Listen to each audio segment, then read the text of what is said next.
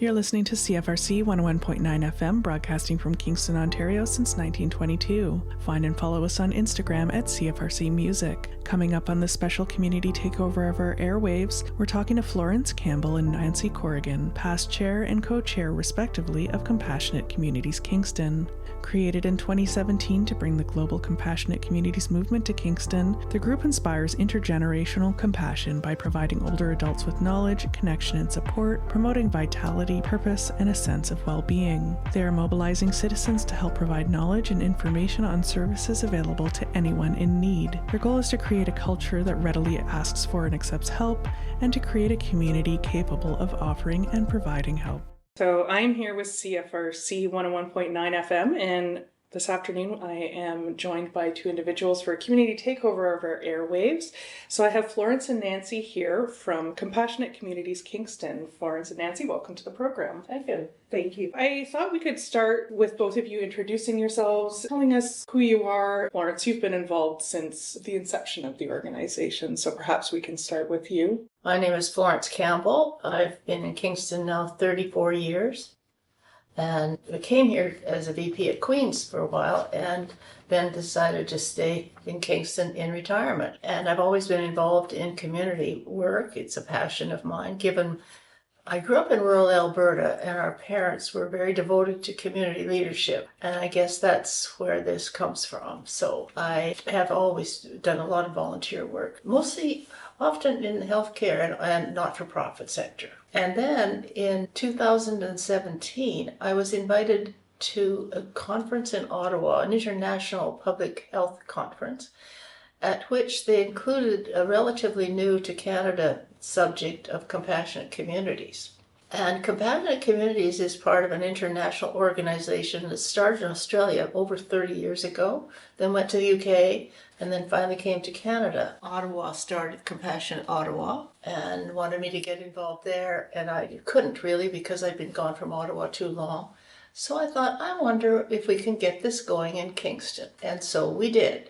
So we started with the steering committee in 2017, and then in a couple of years got not-for-profit status, and then charitable status in 2020, and then changed from a steering committee to a board of directors. So that's how we all got started. And you are now the past chair of Yes. the board of directors? After 8 years, I thought in January, nobody should stay much longer than that period of time because you need new ideas all the time. And so I was fortunate that Nanci Corrigan, who's here, and Tom Harris took the reins of co-chairs. Turned out to be a good idea too, given my accident this March. So they've been our board members for some time, know the organization well, and we'll do a really good job and they will bring new ideas. And Nanci, may I ask, how did you get involved? Why were you interested in this organization and becoming a co-chair? Well, Florence found me, and Florence is great at finding people and ensuring that they help contribute as well. I have worked for the past 30 years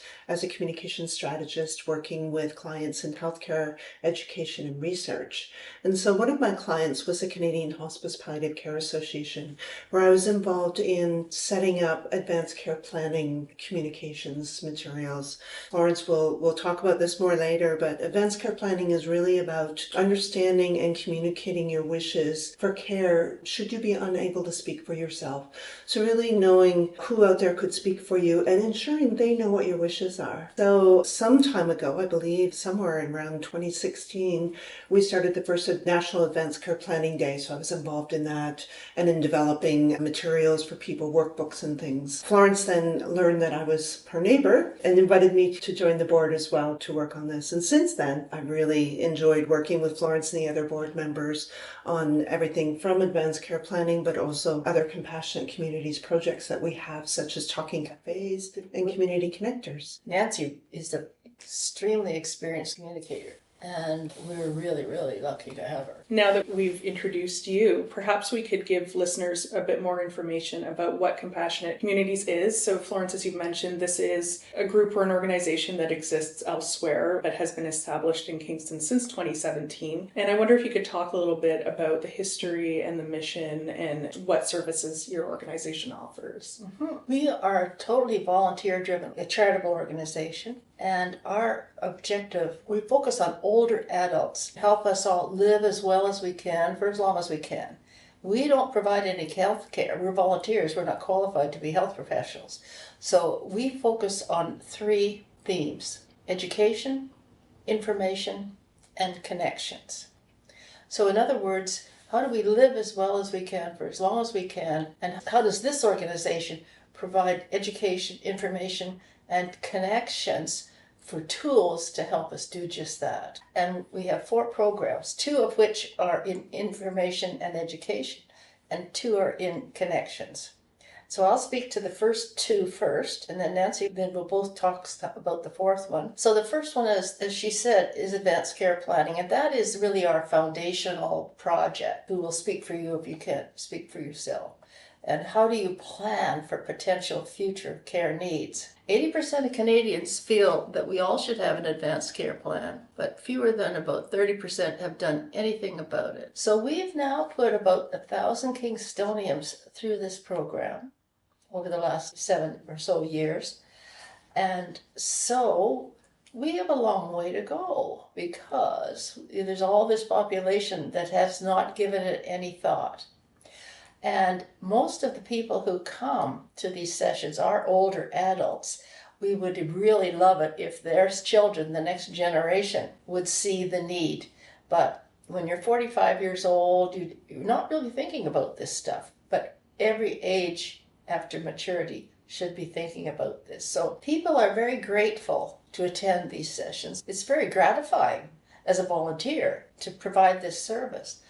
And we hear things like, I thought I had it all in place, but I've learned so much today, because they learn from the materials that we have and the presentations, and they learn from other participants who ask questions and exchange ideas. Some people come and say, I'm not sure why I'm here.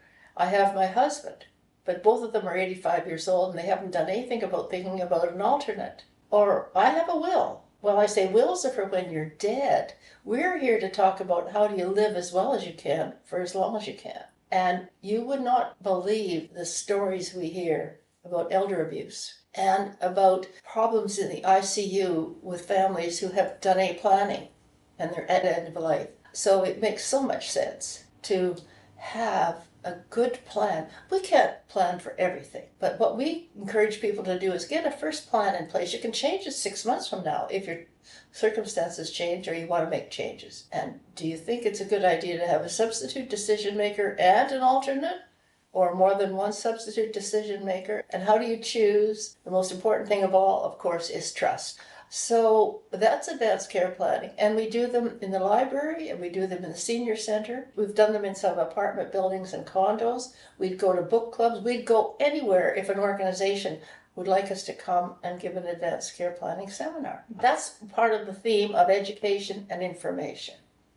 The other one is information and connections. It's called our Community Connectors. And we've trained about 300 citizens to be community connectors.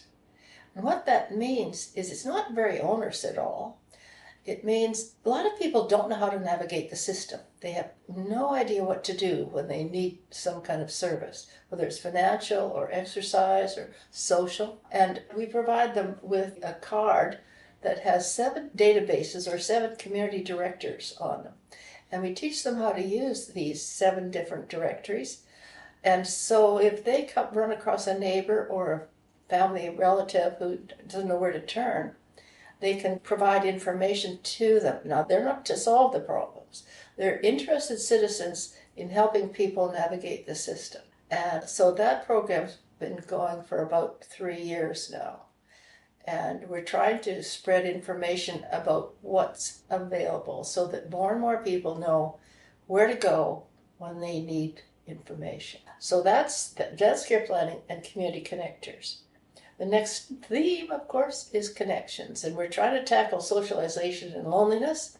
And so Nanci's going to talk about our talking cafes. Yeah, so we know that social isolation is a big problem among all ages, but certainly among older adults who may face barriers getting out, may have financial barriers. So we've developed something called Talking Cafes, and this is a program that is certainly around, there are other compassionate communities groups doing this as well. We designed ours primarily for older adults who really want to find a social connection but don't really know how, or maybe can't afford to join a particular group or a club, but they want to be able to engage in conversation.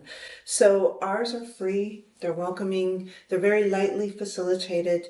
People can talk about whatever they want to talk about. They're usually a small group, so it's not intimidating. It's, getting together around some cookies and coffee and having discussion. It could be about hobbies, it could be about problems that people are experiencing or how to belong. We had a very funny one at one of the beginning Talking Cafes where somebody was looking for a haggis for Robbie Burns Day and someone knew where to find one. So, it is amazing what happens. Often they're held, so we have some great partners. Florence has mentioned the library and the senior center. And the Talking Cafes, we collaborate with the Frontenac Public Libraries and also Kingston Community Health Centers because they do some programming around it. So the library does an Aging Well series. And so what we'll often do is tie those together. So they'll have a guest speaker and afterwards we'll have a Talking Cafe. So people can sit down and maybe talk about the speaker or about anything at all. So we find it's a way for people to get out. They may just have a conversation and that's it, but often we see people return, and the same people return, or they create friendships, or a way to help each other. It's kind of a more in-person extension of our community connectors in a way, because these people, as they speak to each other and as they go to the speaking series, they learn about what's available and they can help each other. So it's wonderful. We've done over 50 now. They're growing in popularity as people know about them. So it's very organic. We do keep it very casual so people feel comfortable coming. And holding it in places such as Kingston Community Health Center or the library makes it free and welcoming. That's already a public space. We already know the library is one of those, third spaces in the community where people feel comfortable going. So this is a great opportunity for people to help themselves. I should tell you about one of the very first Talking Cafes I did at the library. It turns out that several of the participants had only been in Kingston about 16 months to 2 years. Most of them older adults retired here because children are here. And they were looking for best bakery and the best this and the best that. And then there were 4 of them who stood talking afterwards in the front lobby. And I ran into one of them a couple of years later at the Grand Theatre, and she said 4 of them were still friends. And that is ideal. That's exactly what we're looking for. It doesn't always happen, obviously. But I was really pleased to hear that. I know in my personal experience, when you talk about planning, my father passed away and he still had his mother. He was the sole caregiver for his mother. And so in addition to the planning that my family had to do, I ended up stepping in and taking over the care of my grandmother. And it was completely unexpected. And the months of work with lawyers and banks, and that process was so complicated and very difficult for everyone involved. My grandmother's will still had her husband who had died 20 years prior. So I think certainly listening to this, think of what a wonderful opportunity it is for people to talk about those questions that you don't even know that you have, or you don't know where to start. You're the perfect person to come to one of our sessions. And we don't do them in the summer. Nobody's interested. They're at the lake or the cottage. But our first one will be, we do them the 3rd Monday of the month at the Senior Center from 4:30 to 6. So all you've got to do is register at the Senior Center. And they're all free. So I would expect to see you there. No, it's good to know because, my mother is still around. And you're so the perfect age. You can be a proponent. Yeah, you can be a salesperson for this age group. Once that happened, we put in place a lot of things for my mom. So I have power of health and power of attorney if and when that time comes. She's 80 and she's still living on her own, but it was the reassurance of knowing that we wouldn't be going through that again, I think. So who's your powers of attorney for you? My siblings. Yeah, we... All of them? All. There's an order to it. Yeah. They have to not fight. That's have them in an if then kind of spreadsheet. Yeah. It's interesting, though, you mentioned the generational thing, because one of the other things that we did as part of our outreach, because we wanted to figure out how to reach people in the community. So St. Lawrence College, their marketing master's program, has a really great group of people, and they take on projects. And so they took us on as a project, and it was interesting. There were a lot of international students in this particular class, and it resonated with them because they all said, we have grandmothers back home and we have nobody here. And it made us realize, yes, older adults face this, but that social isolation amongst university and college students is something as well. People who have come from elsewhere and don't have that family connection, you know, how do they find those supports in the community? So it's equally important. In fact, they actually talked about creating a sort of a Compassionate Communities St. Lawrence group, which is something that we'd like to explore in the future. One of the things that I noticed on your website was just the conversation about the goal of encouraging people to seek help and the discussion around a discomfort. I should have mentioned that right in the outset, and we got into activities. Yeah, we have a goal that is twofold. One is, as you just brought up, as individuals, we are extremely reluctant to ask for or accept help.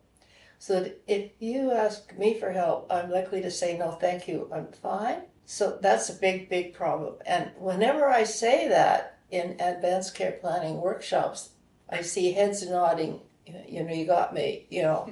One husband blurted out, my wife's been after me about that. I've changed recently because I had a big accident and a broken hip, so I have become much more readily acceptance of help. And that's been very interesting. People are extremely willing to help. And sometimes they don't know what to say or how to help. And we have tools for that too. The other side of the coin is, the other part of the goal is that if you offer to help me and I keep turning you down, you're going to lose confidence in knowing how to help. You'd like to help as a community member or neighbor or whatever. You really want to help. And so you'll probably say, well, let me know if there's anything I can do. And that goes nowhere. It's like, say, we should have coffee sometime. And I've noticed in my own experience in the last 2 months, when somebody says to me, let me know if there's anything I can do, I typically don't call them if I've got another way of going about it. Or other people say, I'm bringing dinner to you, which night would you like it? That's much more precise and helpful. So I've learned all of that through this experience as well. So that goal is what guides us. And throughout our programs that we talk about, we try to insert that goal so that people become aware of. That was research done some years ago about one of the founding principles or goals of Compassionate Communities. We talked a little bit, or we have been talking about some of the activities that you do together. So you mentioned there's a bit of a pause in the summertime, but otherwise this is monthly conversations. How often do the talks happen? They happen usually a couple times a month. So there's lots of opportunity then for individuals to reach out, and even if you're away at the cottage this summer and it's not in your head, maybe something to keep in mind for the fall when you're back and, you know, have a little bit more time. And of course our partners, you know, the library, Kingston Community Health Centers, they run all kinds of programs as well, you know, that are really complementary to what we offer. And so there's lots out there. And again, it's sort of, you know, the community connectors knowing what's out there and how to help people find those connections. And the other project that has to do with connections was social prescribing. Have you heard of social prescribing? I have not. It is relatively new, although it is now rapidly expanding in Canada. Social prescribing is done by healthcare professionals, and it is treating a person as a whole person and not just a cluster of symptoms. So in other words, doctors give medical prescriptions. And now the whole approach is social prescriptions as well, treating the whole person, because only about 50% of the time when you go to a doctor do you need a medical prescription. Usually it's often for something else. And so it's to get to the bottom of what is really the issue. And the best way to describe social prescribing is through a story that I heard. And that is that an elderly man, he went to the Emerge 6 times with heart problems.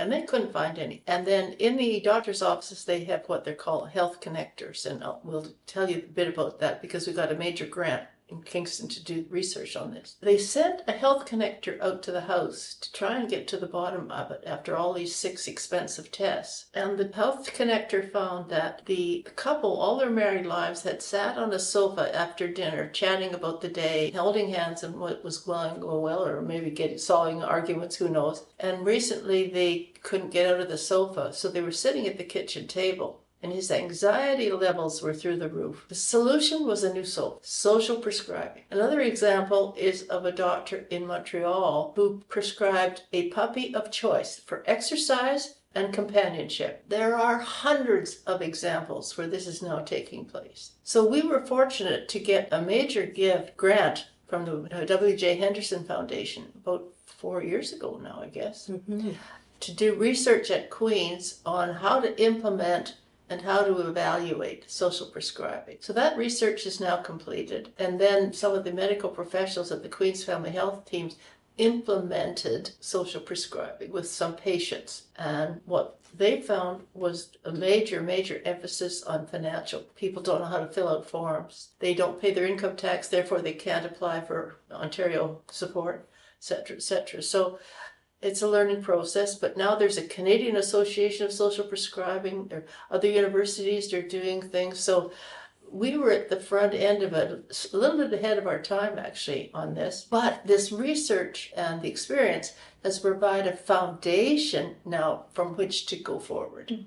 And we're in the process of researching another specific project in the community. That's social prescribing, treating the whole person as a whole person. As one of my friends said, I'm not just a hip and a knee.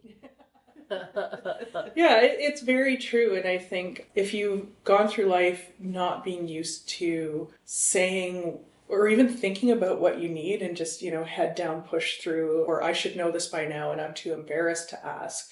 I think having an opportunity to relate to people who can say, you know what, I'm in the same boat. I miss this too, or I'm also struggling with this is incredibly valuable. And I'd be very interested to see how this develops and how this gets implemented. But it's also, I think, important for people to know and valuable to know that is starting to be implemented at healthcare settings as well, and perhaps might encourage someone to say, I have been feeling anxiety, or this is off. The Kingston Community Health Centre does it too. So we've talked about some of the activities you do and some of the community groups that you're involved with. If people are listening and they want to take advantage of this, they are interested in getting involved, can you mention where they can find out information? Our website, of course, compassionatekingston.ca, has a place where you can actually connect with us and fill out a form if you're interested in joining us as a volunteer or getting involved with one of our programs. We've just started a podcast as well. You can find it on iTunes and Spotify. It's called Community Connections. So if you look up Compassionate Kingston Community Connections, you can listen to our podcast. We interview people who are making a difference in our community. So really have some great guests, really good conversations. We have a monthly newsletter that goes out, and it really does look at different resources that are out there. We try to highlight some of the events that are coming up so people know about some of our events as well as some other events in the community. We also provide information on resources that people may be able to access as well. So that's another great way to get in touch with us. And you mentioned volunteers. What kind of roles do you have for volunteers? Is this something that you're regularly recruiting for? We would like people to become more involved in helping us facilitate advanced care planning sessions. We would like more people to become community connectors. We do hold training programs. That will happen again in the fall. And that is really just a 1-hour session where people, sort of learn what a community connector is, and then they can go forth and be one, basically. I think also we need facilitators for talking cafes. And for talking cafes as well, yeah. So people who want to get involved with some of our events that we hold, we provide the training, and that we always provide the support. There's always someone there from the board or from our group. So those are ways that people can get involved. Another way too is to work with us to coordinate a program in your community. So let's say you're in an apartment building and you would like to have us come and talk to some of your neighbors, or work. Maybe you belong to an organization in town and you think it would be great for your colleagues to be able to learn more about advanced care planning or about talking cafes. So that's another great way for people to get involved, to say, you know, I'd love to coordinate something for my group or my charitable group or any kind of social organization. What about other ways that individuals can support the work that you're doing? Do you accept donations? For the most part, in the past, we have had government support from the province of Ontario and from the federal government, and we've had grants from other charitable organizations or foundations. So we haven't done any individual fundraising. We've just stayed away from that because so far that could change. There's such a demand for every organization out looking for money. And so we've tried to avoid adding to that, but perhaps in the future we'll have to change our mind. I know it's always a struggle when you have to look for alternate means of funding. And I think it's lovely, obviously, as you've mentioned, partnerships with groups where you aren't paying for the facility space. There's another partnership that we haven't talked about that's really critically important, and that's with the Community Foundation. I'm an honorary life member there because I was on that board many years ago for some time, but they have a project now, a whole section of the foundation called Older Adults Connections and Belongings. And they are trying to get as many organizations as possible in the community that are involved with older adults to collaborate, to start minimizing duplication of and sharing ideas and so on and so on.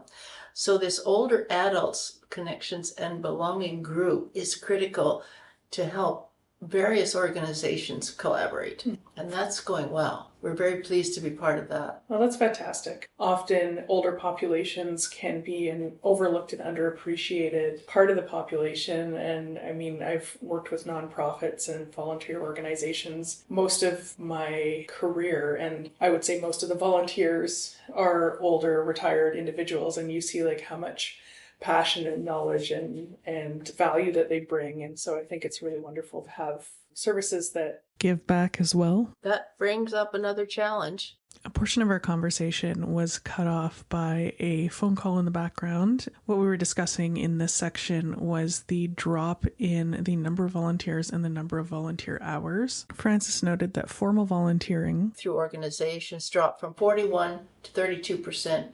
Total hours falling by 18%. Downward trend represents a loss of millions of hours of community support. Informal volunteering, which is spontaneous, neighborly help, and community involvement, dropped from 74% to 66%. And the third part of it is what's called sector impact. Half of Canadian charities report not having enough volunteers to meet rising demands for services. So that's a big national challenge. And it's a challenge in Kingston too, because people are not so easily interested in being long-term 2-3 year commitments like boards of directors. They'd rather do a short-term project, knowing the timetable in and out. And unfortunately, the oldest generation had done their bit and they are now not as engaged naturally. The next generation is not taking up the charge. 2 people working, time commitments. Life is different. It's a big challenge. I was just reading the Ontario nonprofit survey from 2025, and they were saying the drop in funding and the drop in volunteer hours combined is the worst it's ever been. That's just a perfect storm. Percentage of taxpayers who used to donate was 25%. And that's not a lot, but that's what it was a few years ago. I don't know what the number is now. Yeah, everybody's feeling that financial strain. Absolutely. And especially the younger generation doesn't have the job security that the older generation has had. Thank you to both of you. It's been a pleasure talking to you. It's been really informative for me, finding out some of what you do and then also finding out both the need in the community and also the response that's been in the community, which I think is really heartening. I think if you're listening and you're thinking, well, maybe this might be helpful, even if it's just the slightest amount, I would really encourage people to check it out. Sitting in on a conversation, there's a lot of empowerment, as I'm sure you know, obviously, to taking control and knowing with more confidence what comes next. We really appreciate the opportunity to raise awareness of the work that we're trying to do. Wonderful. Thank you both so much. Thank you. Sign up now to take over CFRC's airwaves yourself. CFRC 101.9 FM invites all Queen's University student groups and Kingston community organizations to take over our airwaves. Join us on air for an hour to talk about your student group or community organization, and also present your own playlist of fun music chosen by your team. This is a great opportunity to talk about what your group does, how others can get involved or provide support, any big events your group has coming up, and how to keep up with the latest news about your group. Apply by visiting cfrc.ca/contact and selecting Apply for a Club Community Takeover. This project is made possible through the generous support of the Community Radio Fund of Canada's Radiometres program.